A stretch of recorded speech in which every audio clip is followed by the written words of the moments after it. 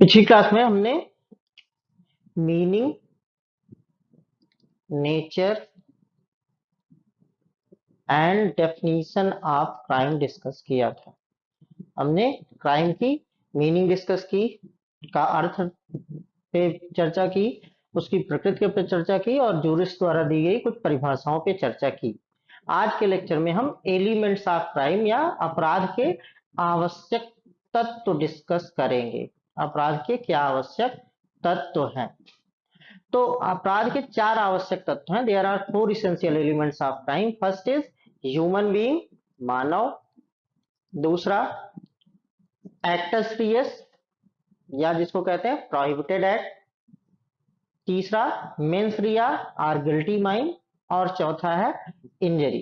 तो एक व्यक्ति होना चाहिए, दूसरा वो कोई प्रोहिबिटेड एक्ट करे, कोई प्रतिषिद्ध कार्य करे और उस कार्य करने के लिए उसकी दोषपूर्ण मन स्थिति हो और इस कार्य के माध्यम से किसी व्यक्ति को कोई क्षति कारित हो।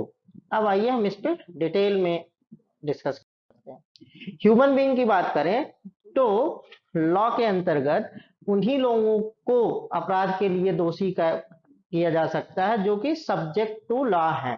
सब्जेक्ट टू लॉ होने के मतलब who are bound by the law. जैसे पशु लॉ से बाइंड नहीं, पक्षी लॉ से बाइंड नहीं है, तो वो अपराध नहीं कर सकते because they are not bound by the law.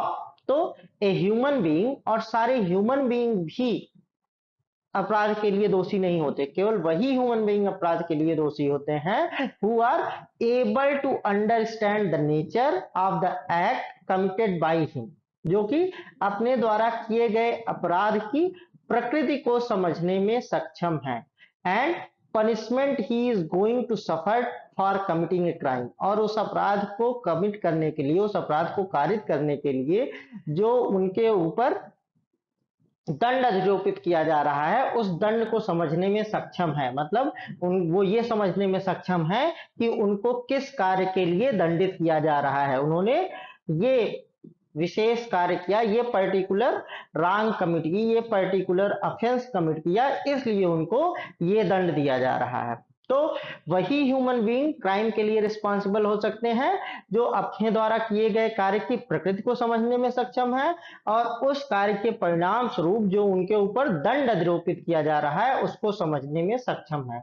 और इसीलिए कोई इन्फेंट मीन्स कोई शिशु अपराध के लिए उत्तरदायी घोषित नहीं किया जाता है, या कोई चित्त विकृत व्यक्ति अपराध नहीं कर सकता है। क्यों? क्योंकि उनको जनरल एक्सेप्शन में एग्जम्प्ट किया गया है।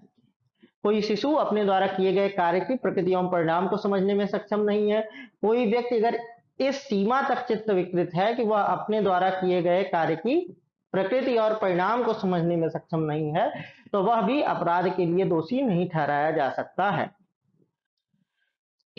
अपराध का दूसरा आवश्यक तत्व है एक्टस रियस, या इसी को हम कहते हैं prohibited act. Prohibited act means an act prohibited by law. इसी को कहते हैं हिंदी में प्रतिषिद्ध कार्य। प्रतिषिद्ध कार्य मतलब जिसको विधि प्रतिषिद्ध करती है, जिसके लिए विधि निषेध करती है कि ये काम आपको नहीं करना है। तो एक्टस रियस वर्ड जो है ये लैटिन का टर्म है और ये लैटिन के दो वर्ड से मिलकर बना है, एक्टस और रियस। तो बात अगर एक्टस की करें तो एक्टस मीन्स एक्ट और Reis means prohibited by law. तो एक्टस रियस का क्या मतलब हुआ? An act prohibited by law, ऐसा कोई कार्य जो विधि द्वारा प्रतिषिद्ध है। तो विधि द्वारा प्रतिषिद्ध कार्य, विधि द्वारा प्रतिषिद्ध कार्य। Actus reus is the result of conduct and not the conduct itself that produces the result. Actus reus में conduct itself नहीं आता है, Actus reus में वो आता है जो उस कार्य का परिणाम है।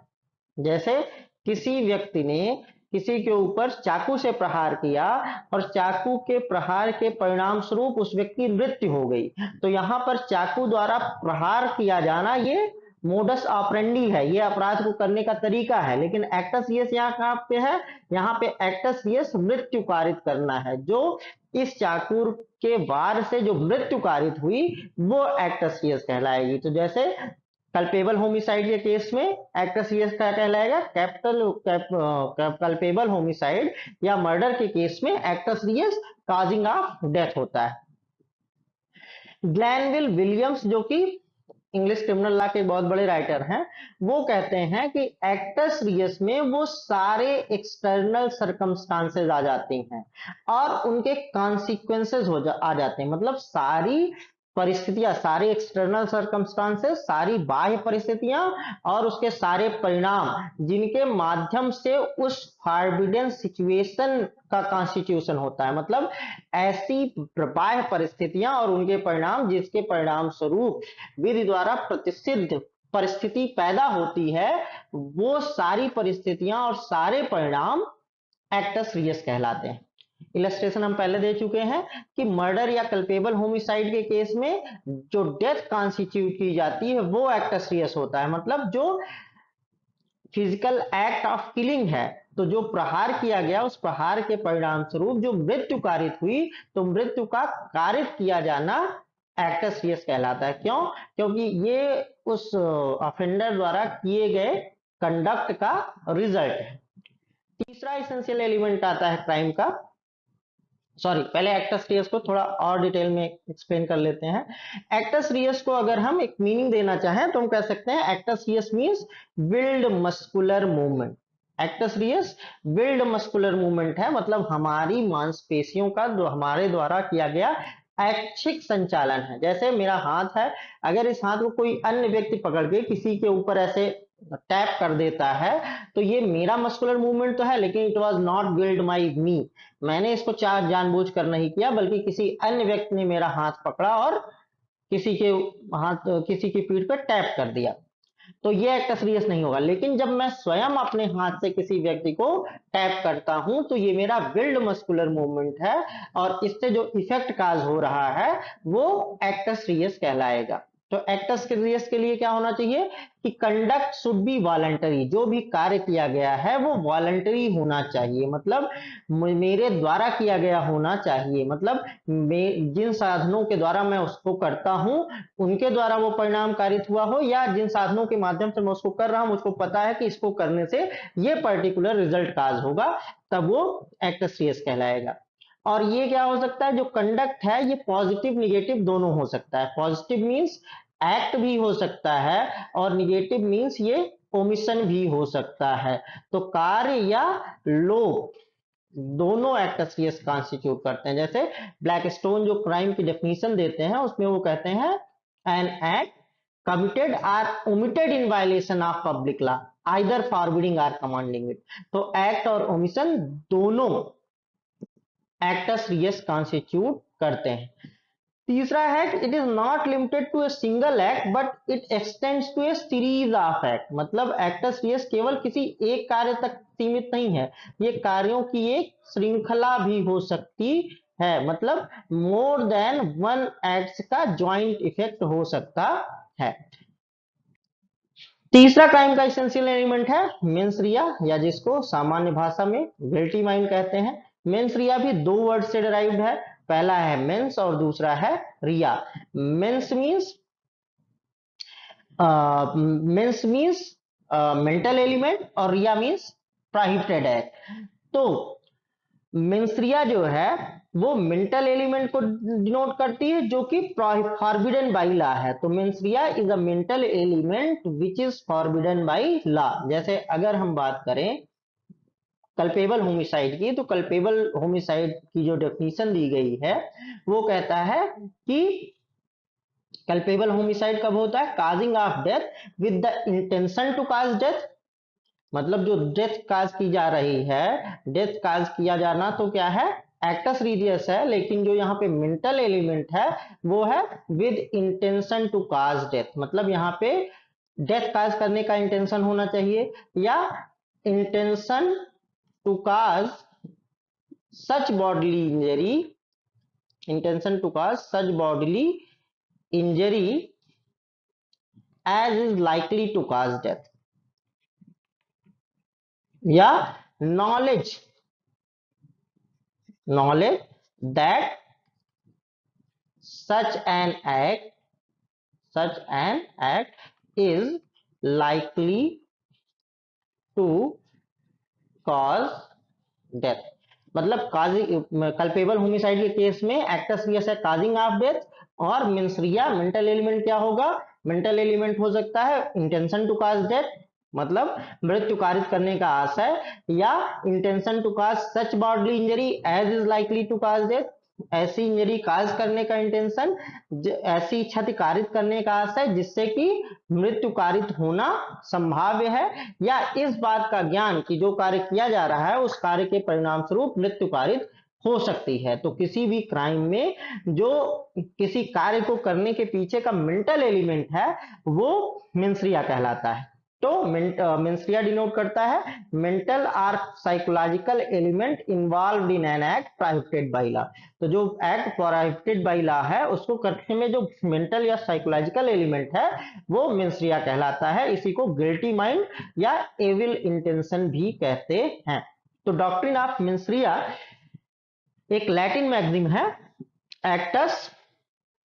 एक्टस नॉन फैसिटरियम निसिमेंसिटरिया, इससे डिराइव की गई है, जिसका मतलब होता है act itself does not make a man guilty of a crime unless his intention is also guilty. Intention क्या है, यहाँ पे हम वर्ड यूज कर सकते हैं माइंड, मतलब केवल कार्य मात्र ही किसी व्यक्ति को दोषी नहीं बनाता है जब तक कि उसका मन या मस्तिष्क भी दोषी ना हो। अगर मैंने कोई कार्य किया लेकिन उस कार्य को मैं करना नहीं चाहता था तो वो क्या है, वो अपराध नहीं कहलाएगा। जैसे मैं जा रहा था, मैं फिसल के गिर पड़ा और फिसल के गिरने के क्रम में मैं किसी आदमी से टकरा गया और वो गिर पड़ा और उसको चोट लग गई, तो यहाँ पे मेरा मस्कुलर मूवमेंट तो था लेकिन क्या था कि मैं उसको चोट नहीं पहुंचाना चाहता था, इसलिए ये कार्य अपराध नहीं होगा।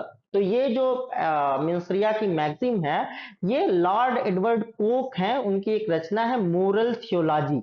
तो ये मोरल थियोलॉजी में उन्होंने ये मैगजीन यूज की थी और उसी मैगजीन को लॉर्ड एडवर्ड कोक के मोरल थियोलॉजी से बारो करके कॉमन लॉ में अप्लाई कर दिया गया as an essential elements of crime.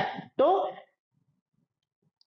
तीसरा इसेंशियल एलिमेंट हो गया मेंसरिया। तो पहला हो गया ह्यूमन बीइंग, दूसरा हो गया एक्टस रियस, तीसरा हो गया मेंसरिया और चौथा इसेंशियल एलिमेंट है क्राइम का इंजरी। इंजरी का मतलब है, इंजरी को डिफाइन किया गया है भारतीय न्याय संहिता के सेक्शन 214 में। ये कहता है injury means A harm which is illegally caused to a person in body, mind, reputation or property। तो अगर किसी व्यक्ति के बॉडी, शरीर, माइंड मतलब मस्तिष्क, रेपुटेशन प्रतिष्ठा या संपत्ति प्रॉपर्टी के अगेंस्ट कोई इलीगल हार्म काज की जाती, मतलब हार्म काज की जाती लेकिन इलीगल मैनर में काज की जाती है, तो वो क्या कहलाती है, इंजरी कहलाती है। तो क्राइम का चौथा इसेंशियल एलिमेंट है इंजरी, और ये इंजरी क्या होनी चाहिए, this injury should be the result of the act और omission caused by the accused. उस व्यक्ति द्वारा किए गए कार्य या लोभ का परिणाम होना चाहिए इंजरी, तभी वो कृत्य अपराध कहलाएगा। तो यहाँ पे हमने देखा कि इंजरी क्या हो सकती है, बॉडी, माइंड, रेपुटेशन या प्रॉपर्टी के अगेंस्ट हो सकती है। ये एक हार्म है जो इलीगल वे में काज की गई है। तो इलीगल को भी डिफाइन किया गया है सेक्शन 215 ऑफ भारतीय न्याय संहिता, और ये कहता है कि the word illegal is applicable to everything. Illegal word शब्द अवैध हर उस चीज पर लागू होता है जो कि विच इज एन ऑफेंस, अगर वो कोई अपराध है, या is prohibited by law which द्वारा प्रतिषिद्ध है, या furnishes a ground for civil action जिसके लिए कोई व्यक्ति सिविल वाद ला सकता है। तो अगर किसी कार्य को अपराध डिक्लेयर किया गया है तब भी क्या है, वो इलीगल है, या प्रोहिबिटेड बाय लॉ है, विधि उसको प्रतिषिद्ध करती है तो भी वह अपराध इलीगल कहलाएगा, या जिसके लिए क्रिमिनल रेमेडी सीख नहीं की जा सकती लेकिन जिस कार्य के किए जाने पर कोई सिविल एक्शन लाया जा सकता है, सिविल प्रकृति का वाद लाया जा सकता है या सिविल कार्यवाही की जा सकती, वो सारे एक्ट इलीगल कहलाते हैं। तो इस तरह से अगर कोई व्यक्ति कोई प्रोहिबिटेड एक्ट करता है, कोई प्रतिषिद्ध कार्य करता है, आपराधिक मनःस्थिति के साथ करता है और उसके परिणाम स्वरूप किसी व्यक्ति को क्षति कारित होती है, तो ऐसा कार्य अपराध कहलाता है। तो अब जो हमारी क्राइम के बारे में अंडरस्टैंडिंग है, वो अगर हम पिछला लेक्चर जिसमें meaning, nature and definition of crime हमने डिस्कस की, और जो इसेंशियल एलिमेंट्स हैं जो डिस्कस किया, इसको पूरे को पढ़ के समझ लेते हैं तो हमारी जो क्राइम पे अंडरस्टैंडिंग है वो बेटर हो जाएगी। और अगर इसमें आपको कुछ नहीं समझ में आया है तो आप हमसे क्वेश्चन पूछ सकते हैं कमेंट बॉक्स में। मिलते हैं नेक्स्ट लेक्चर में, जिसपे हम मेंस रिया पे डिटेल डिस्कशन करेंगे। मेंस रिया पे डिटेल क्वेश्चंस आते हैं, लॉन्ग आंसर टाइप क्वेश्चंस भी आते हैं, तो हम नेक्स्ट लेक्चर में डिस्कस करेंगे। Thank you.